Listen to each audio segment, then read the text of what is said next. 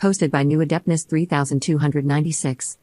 A few days ago, I told my mother-in-law that I'd bring her grandkids, our gorgeous twins, 5 years old, to her house for dinner.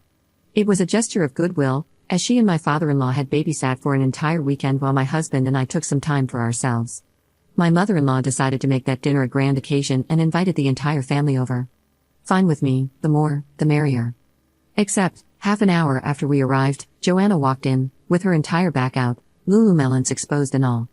Now, Joanna is my husband's ex-girlfriend, who also happens to be a favorite of my mother-in-law and a longtime friend of my husband's family. Long story short, Joanna did what she always does at these functions, touched my husband inappropriately, whispered in his ear, tried to eat off his plate, etc. She even went as far as trying to steal my seat next to him at the dinner table. Luckily, my sister-in-law, bless her, was able to stop her. My husband is generally good at putting his foot down. If she does anything truly egregious, he puts a stop to it, but to him, her touchy behavior, the way she hovers around him, and her attempts to get his attention don't fall into that category. I told myself to ignore her and not let her get to me, but later that evening, she pulled me aside and said absolutely horrible things. She told me it was only a matter of time before my husband left me, and that he was using me as a breeding machine, I am currently pregnant again, etc. At that point, I had had enough, so I dumped my drink on her and walked away. Joanna absolutely lost it and stormed out of the house. My husband's extended family generally has a good opinion of me, so no one thinks I did it on purpose. I did, and I do it again, but my husband knows better. He pulled me aside to confront me about it and was surprisingly angry. Did I make a bit of a scene? Sure, but his anger wasn't proportional to that at all. If you can't tell, my husband is the type of person who doesn't like to make a scene, especially around his family.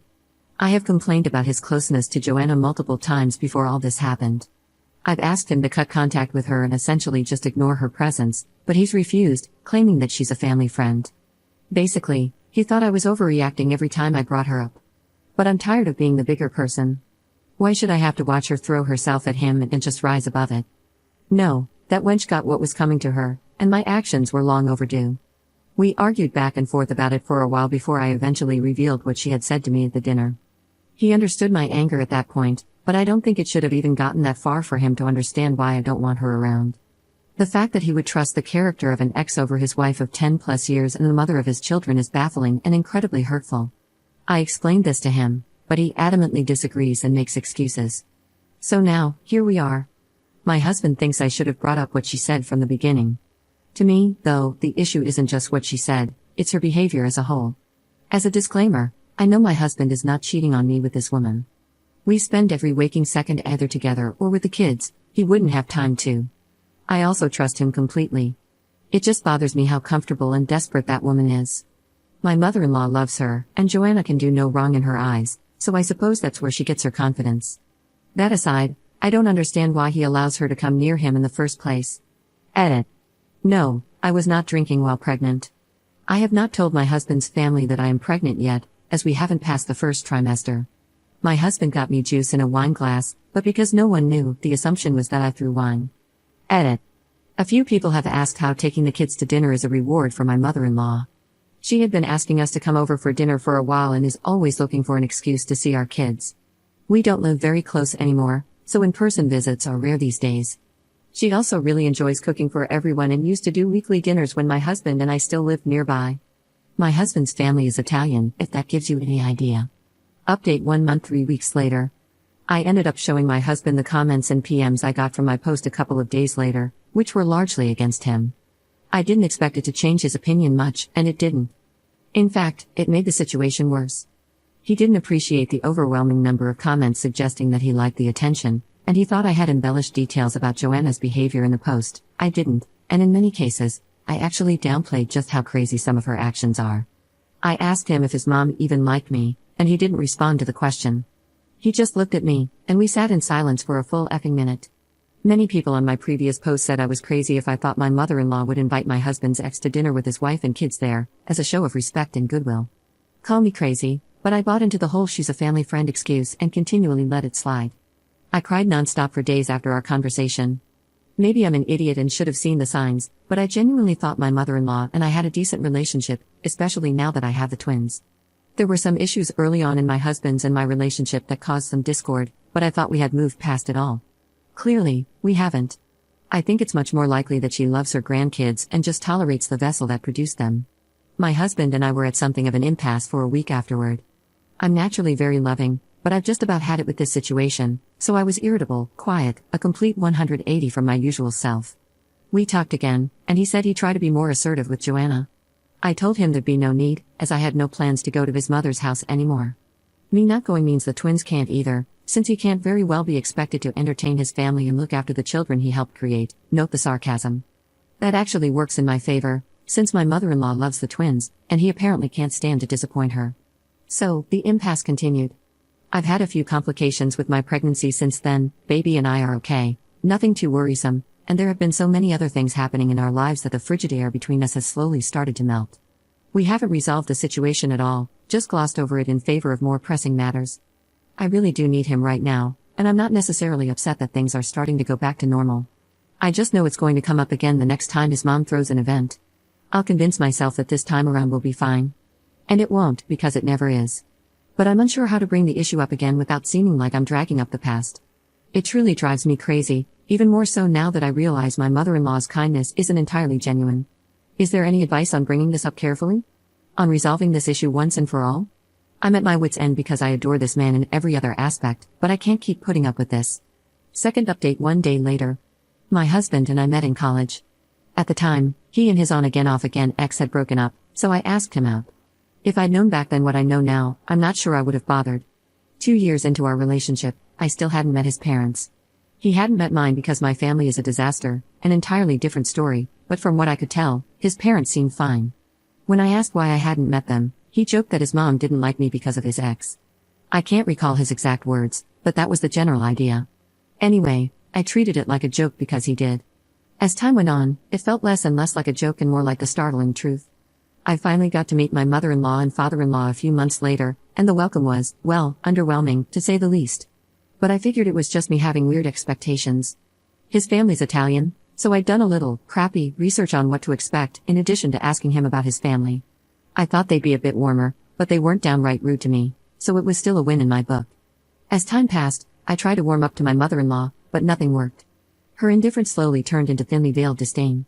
For one of my father-in-law's birthdays, I got him a handmade, expensive as hell. I still think about that goddamn wallet. It enrages me, Italian leather wallet, with my husband's, boyfriend at the time, approval. Turns out Italians have a superstition against gifting empty wallets, which made the gift a bit awkward. But my father-in-law didn't make a big deal and even gave me a coin to turn it into a purchase instead of a gift. We laughed, and I thought things were fine, until I found the wallet tucked away in my husband's apartment a month later. I found out from him that my mother-in-law apparently said she got my father-in-law a better one, so mine wasn't needed anymore. When that happened and why no one bothered to tell me, I don't know. Oh, and my father-in-law fell ill shortly afterward, which I'm pretty sure she blamed on me too. My mother-in-law speaks fluent English, but for the first couple of months of knowing her, I was led to believe she only spoke Italian because that's all she would speak around me. Granted, I could have asked my husband about her level of English, but it didn't occur to me. I assumed that if someone could speak English, they'd use it around people who didn't speak their native language. Imagine my shock when I heard her speak fluent English for the first time, not to me, I can't remember the context, but still, WTF? And don't get me started on wedding planning. It was an absolute nightmare. My mother-in-law nitpicked everything. We had a smaller budget, largely due to me, and she made sure I felt lesser because of it. She had mentioned wanting to be involved, and since she and my father-in-law were footing most of the costs, I said yes. My bridesmaids helped deal with her, but eventually, I cut her out of the planning entirely because having her around was starting to suck the life out of me. She also made a big deal about my parents not attending or paying for a portion of the wedding. My family and I were completely estranged at the time, and she didn't seem to like that either. She'd rant in Italian, and while I didn't understand much, I knew she was bad-talking me. Oh, and she's a classic mama's boy enabler. They infantilized my husband growing up, and there was a time when we couldn't even buy groceries without her input. He's her golden boy. I've heard her refer to him as her miracle child. She hasn't had any difficulty conceiving that I know of, but he's the only boy she gave birth to. When friction would arise between my mother-in-law and me, he tried to keep the peace but often still took her side in many situations. He only stood firm when she insulted my upbringing or tried to make me feel unworthy of marrying him. Both things I appreciated immensely, because those are sore subjects, but I wish he'd done more at times. He isn't blameless in this either, but this post isn't really about him. Suffice it to say, I have many stories about how awful and cold my mother-in-law used to be toward me. But then I got pregnant, and her attitude did a complete 180. Suddenly, she was offering to babysit, cook meals, knit clothes, etc. She even kissed me on both cheeks when she came to see us after I gave birth. This woman had never voluntarily touched me before that point, I don't think. We started cooking together, and she taught me family recipes and some niche Italian phrases commonly used in the village their family is from. Dare I say, we bonded. I thought we'd finally gotten past whatever the initial problem was. Maybe having kids with her son was enough to prove that I was here to stay, so she decided to warm up to me. I don't know. I had no close maternal figures in my life, no contact with my narcissistic mom since college and hardly any contact with my grandmothers, so this felt incredibly cathartic. I wasn't rushing to tell her my secrets or confide in her, but the idea that we might be able to build up to that point made me happy.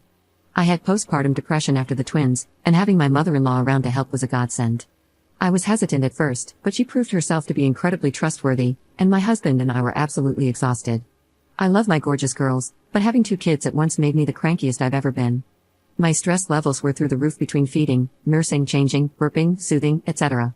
My husband was equally exhausted, and just when we felt hopeless, my mother-in-law would offer to come over, let us sleep, eat, go out, just do whatever we needed to recharge. We would talk, usually about the kids, but I just felt excited that she wanted to hold a conversation with me. In the past, she hadn't bothered. If she called, it was on her son's phone, and they'd speak, and then she'd hang up. But suddenly, she was asking to speak to me as well. There was something extremely validating about it all, and I was happy to put the past behind us in favor of this new change. But recently, through a situation that is related but not the focus of this post, I realized she never respected me or my relationship with her son. For the past decade, my mother-in-law has been inviting my husband's ex to family gatherings and turning a blind eye to her blatant advances on him. She was introduced as a family friend, so I thought nothing of it initially. Plus, as my relationship with my mother-in-law improved, I assumed any malice she had shown toward me would naturally fade. She had been inviting my husband's ex to family events before I gave birth and continued to do so well after. I don't know why, but I made the dumb assumption that because it continued, it couldn't have been in bad taste. We had gotten past our bad blood, after all, so if she was still inviting my husband's ex, it couldn't have been with bad intent. Or so went my idiotic logic. But after posting about my situation, I realized how horribly naive I was about everything. Then, a few weeks ago, I came across a post from a man disparaging his mom for treating her daughter-in-law like crap, only to switch up when she gave birth to her grandchildren. And then it clicked. That is exactly what happened to me. My mother-in-law's kindness may never have been genuine toward me. Rather, her love for her grandchildren outweighed any disdain she had for me. She wasn't warming up to me at all, she was just tolerating my presence to have access to my kids. Reddit really is an eye-opening place. Needless to say, I feel absolutely crushed. Everything else aside, I truly thought my mother-in-law was in my corner. The past 5 years felt so healing because of our relationship. I've never had a sustained, genuine relationship with an older woman before this, and finding out it was all fake is numbing in ways I can't explain. I feel so freaking stupid, which is saying quite a bit, considering I didn't think it was possible to feel like more of an idiot than I already do right now. I just wonder how starved for attention I must have been to miss such clear signs.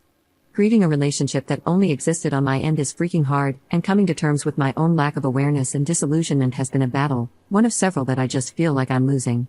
I feel a bit pathetic, all things considered. How did I not realize? Now all these thoughts flood my mind about what she's been telling my children when she's with them and whether or not the extended family is in on it as well. I've been a mess. God, I feel sick. There are certainly many layers to this situation, but this one hurts much more than I thought it would. I'm going to stop here because I've already written plenty, but I am more than going through it.